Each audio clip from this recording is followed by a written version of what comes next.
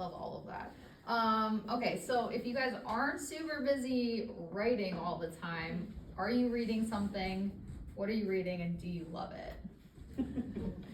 At the moment, I'm not reading anything because I just, my next release is with my proofreaders, that's about to be out soon.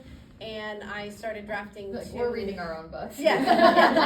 I just started drafting 2 new stories, and when I draft, I really don't read other books. Usually once I get to the point where I'm revising and stuff, I can, but when I'm drafting, I am all in with the stories in my head, and I can't focus on anything else. Okay, option B, what are you dying to read? So, Oh, she's not letting you out of it. My sister gave me Pride, Prejudice, and Zombies for Christmas, so Oh. that's on my Oh. nightstand. Nice, that's a good answer. I got an ARC, humble brag, of Wood Feast by Meg Ripley, which is the second book in a duology. The first one is Necrology, and both of these are published by Creature Publishing, which does horror by women exclusively. And their Necrology and Wood Feast are like alternate history witchy books, and they're really cool. They're sort of like Lord of the Rings in that every single piece has its own little magic lore based around it. So everything you meet, they're like, oh, that's the whatever, and it does this. And you're like, cool, great, I'm along for the ride. So that's really fun. And I feel like I'm in the middle of some other stuff too, but I'm blanking on what it is. So I would highly recommend Necrology and Wood Feast by Meg Ripley. I'm reading Everything is Tuberculosis by John Green.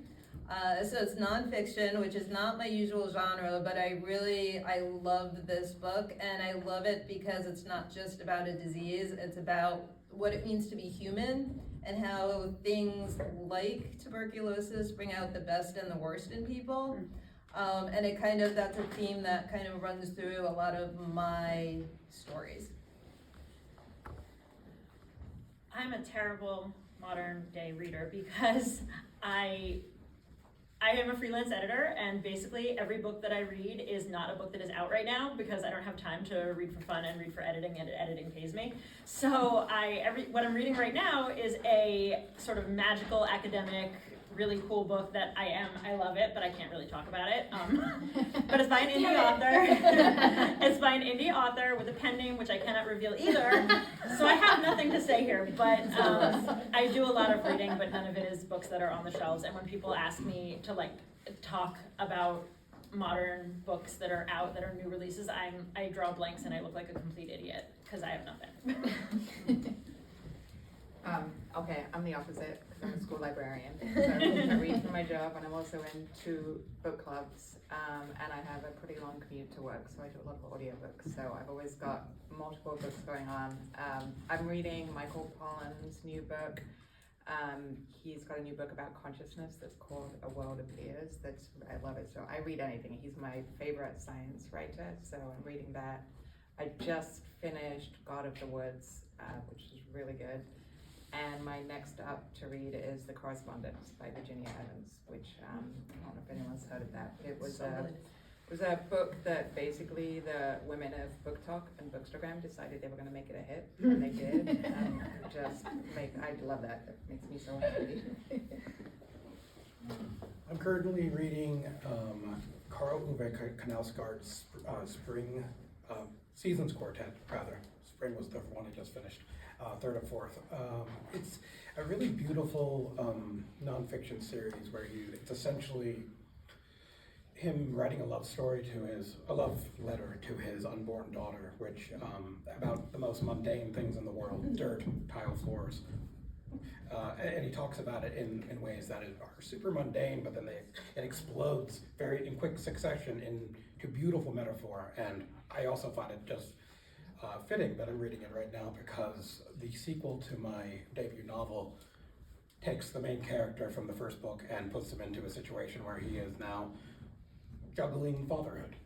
So it feels very fitting. Currently, so I cycle through 3 books at a time, usually for reasons explicable to no one, including myself. There's a spin-off of my book series that you can read for free online, composed of the 180,000 words that I cut out of the first 3 books. And one of the characters is a sociopath, so I started reading this book, The Mask of Sanity, which is a nonfiction, it's the first nonfiction book on what sociopathy was, like it's putting forward the hypothesis that such a condition exists. And it's an interesting throwback and like a really, deep dive into a bunch of case studies. It's very, very strange. And then on the fiction front, there's a guy, he's also indie like me, Matt Bartlett, and he wrote a couple of books about this town in Massachusetts. One of them was called The Witch Cult in Western Massachusetts, where a guy drives through and he gets these weird radio signals telling him about things, like speaking the names of his relatives, all kinds of things. And after driving through, the signals keep following him, the broadcasts keep following him, no matter where he goes. He tries to listen to a podcast, they start talking about, his sister who died when he was a kid. So he decides he has to go back to the town and see what's going on. They're a series of short stories, but they're really weird and awful, and awful in a good way, awful and surreal and creepy and messed up and all that good stuff.